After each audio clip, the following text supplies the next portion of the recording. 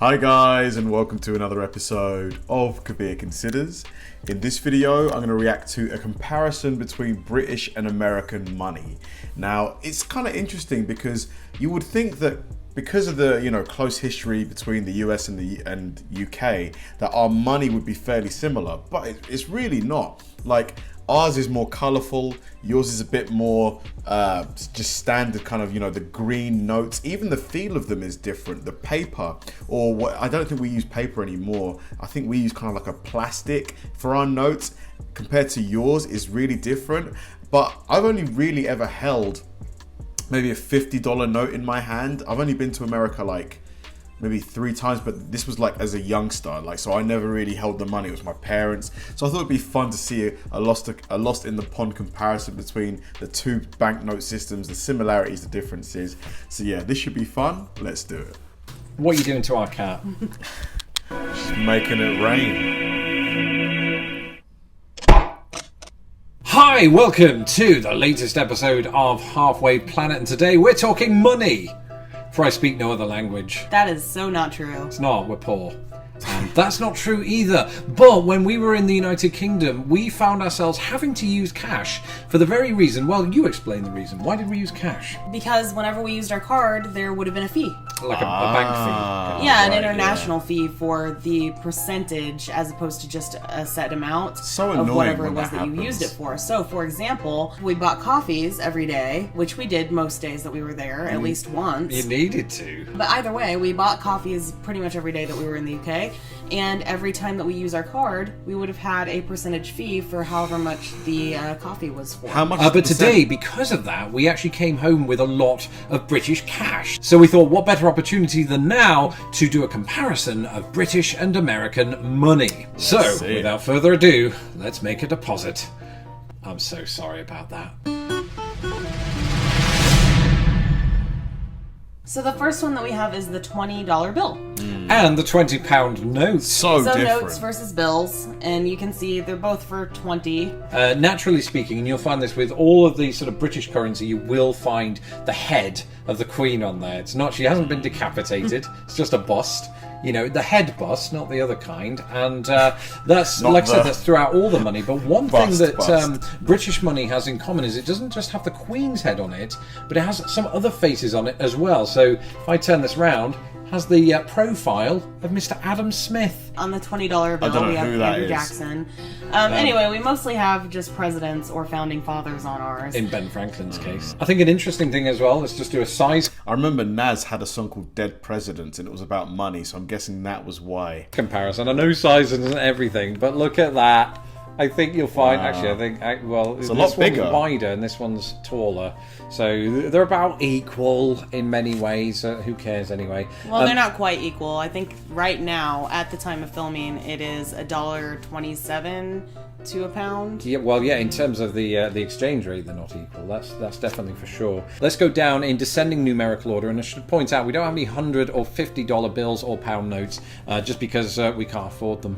But the next one is a $10 bill. Something that I noticed instantly about the $10 bill and the $20 bill, and just sort of all American bills, is there's kind of a gremliness to them. I had to get that word in there. They're all of a certain colour. There are some different shadings and different colourings on them. Kind of like a Whereas green, the British money, the difference is quite noticeable, I think, throughout. So you have, this is the £10 note, you have sort of orangey colours on that one and a purple colour on that one. They're all kind of pastel-y, though. Yes. Yeah, I suppose the so. British money is. Which do you prefer the look of? Do you guys prefer yours or ours, or something of them in between?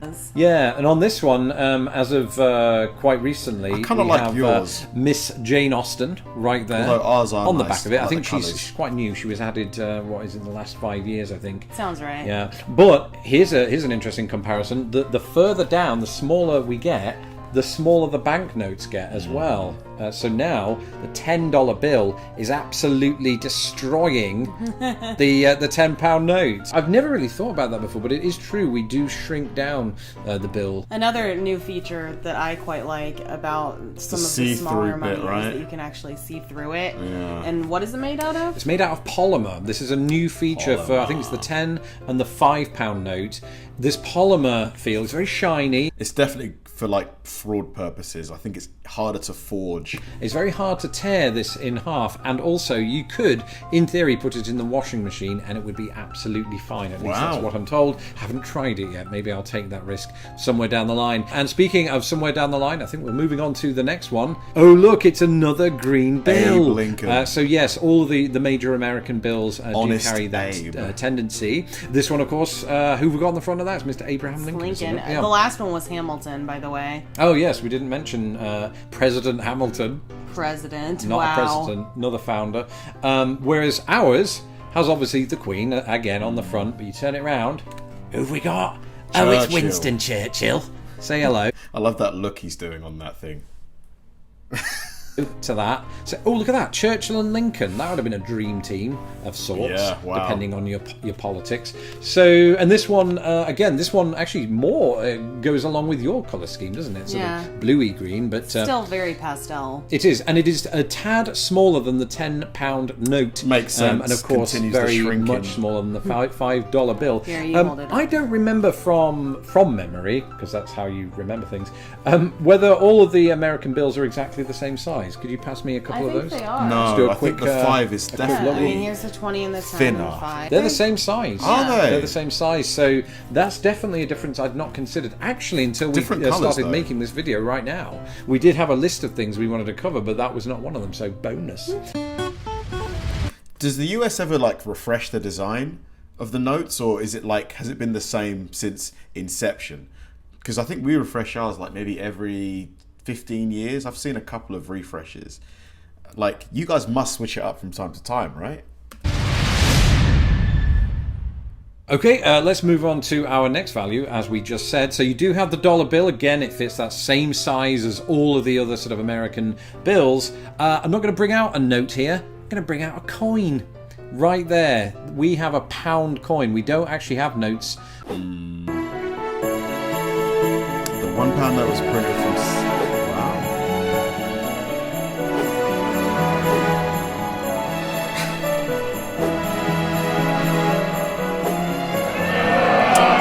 It's very heavy. Very heavy. Yeah, I was... Hold on, I think I have a £1 coin here. Give me a sec. It's... Honestly, this thing is deceptively heavy. Like, if someone threw one of these at you, my God, it'd leave a mark. Reading about that recently. Something I should say about this is, in fact, the pound coin did not look like this when I last lived in the United Kingdom. It was just a gold coin. There was no sort of silver middle part to it. Yeah. But what I should say, and you don't really have an equivalent of this, here is a coin that represents £2 sterling, and they're kind of brother and sister. Look at that. They look fairly both similar, got don't the they? sort of gold and silver thing. And the £2 coin always had that. In my lifetime, this was introduced, and it always had that sort of gold ring to it with the silver in the middle. The pound didn't, but I think they've tried to marry them up. The only thing I would say, though, is if you look very closely, this isn't completely round. Yeah, there's like sort of some edges to it, whereas the £2 coin is entirely circular. So it's little things like that that just filled my heart with nerdy joy. Now there did used to be $2 notes. Oh, did there? Yeah. Yeah. So, but they've gone away. Right. I don't remember the last time that I had one. I think, and then they were still pretty much obsolete. You could still use them as. Oh, I actually think I've got a €5 note for some reason. Oh yeah, here we go. In case any of you guys haven't seen what a euro note looks like. There you go. So that's the front. No, that was the back. This is the front. Looks kind of similar to the £5 note, but a bit... The material's a little different. Money, but I'm pretty sure I had a few of them in high school that, you know, would go into circulation and out of occasionally. The $2 bill is still in circulation, so you can actually use it. Oh. Americans are different. Mostly because many don't realise the bill is legal tender. But now that we've got past the $1 amount, I think we're going to get into the coins on the US side, aren't we? So you don't have an equivalent. I do like the American silver dollar. But this is the quarter. And you can see it has Washington on the front of it. And this is actually a special edition quarter. So on the back it has one of the 50 states. And I think in this one, it's 2017, it has Missouri on it. So Ozarks, Missouri. But every state has one of those quarters. And just for our non-American viewers, how much is a quarter? 25 cents. Right there. Yeah. So yeah, we do not have an equivalent coin in the United Kingdom to denote 25 pence. We do have the 20 pence, but before we get onto that, I want to hold up a coin we're going to get to here in just a minute that's quite like the quarter. 10p. In fact, it's almost exactly like it, isn't it? Let's get a little closer. This is the 10p. Very similar. I suppose I've shifted around a bit here, so we'll cover this now. This is the 10 pence coin. Roughly the same size. I thought, can we just hold those next to each other? Because I used to get them confused all the time. The only difference is, you may not be able to see here, but the 10 pence is actually slightly thicker than the quarter. Obviously different value, but the closest thing we have in value, I suppose, to the quarter is the 20 pence. Yeah. It's actually a 7-sided coin, the 20 pence. But you know what? I actually skipped one, and the reason I skipped one is because you don't really have an equivalent of this in American money. This is kind of like the midway point, I suppose, between 0 and $1 or a pound in this case, and it's the 50 pence coin. And the 50 pence, just like the 20 pence, also has... One of my favourite coins is the American silver dollar, and I think I have one. Hold on, give me a second. Yeah, I mean, this is like, for me, one of the prettiest coins, out there. Just the design... 7 sides. It's just quite a bit bigger. I always liked this one. It was easy to find in your pocket at any one time. And I'm glad to see they haven't changed the 50 pence. You know what, though? I think they might used to have been bigger. 97, the 50p shrek.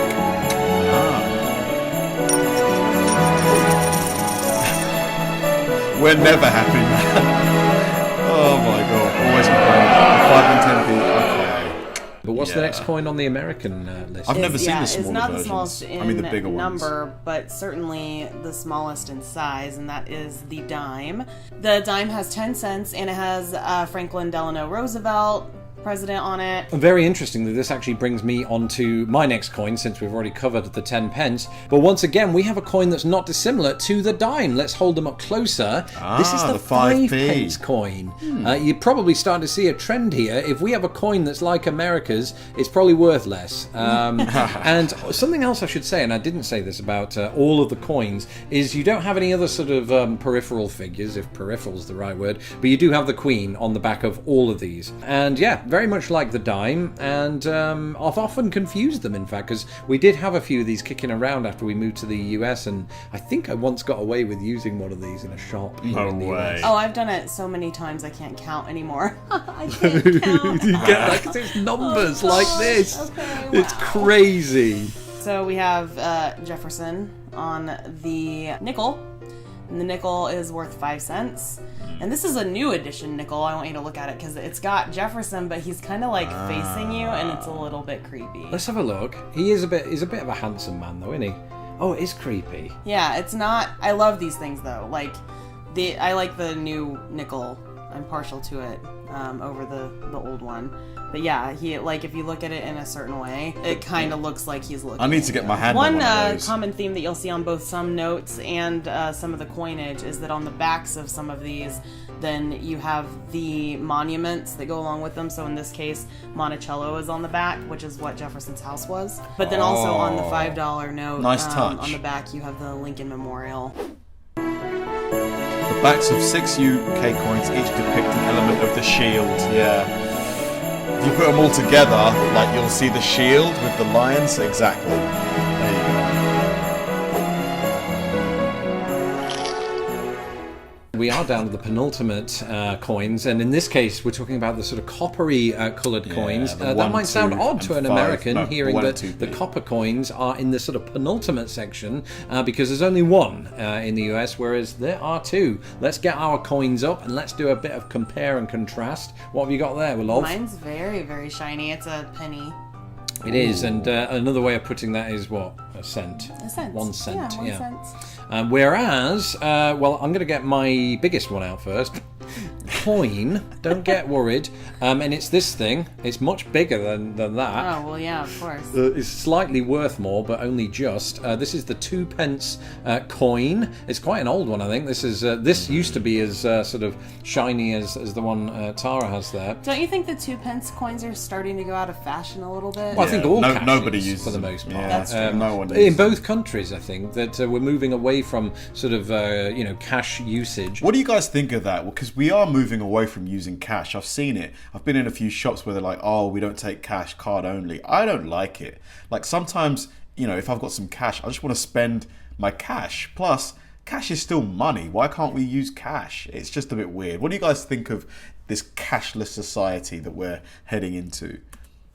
Towards sort of cards or contactless payment in the UK, but nonetheless, since we do have it, it's interesting to do a comparison. This very 2p coin is very special to me. It's from 1981. It's the year I was born. This is as old as me. It is. Wow. How old's that one? What does it say? 2016.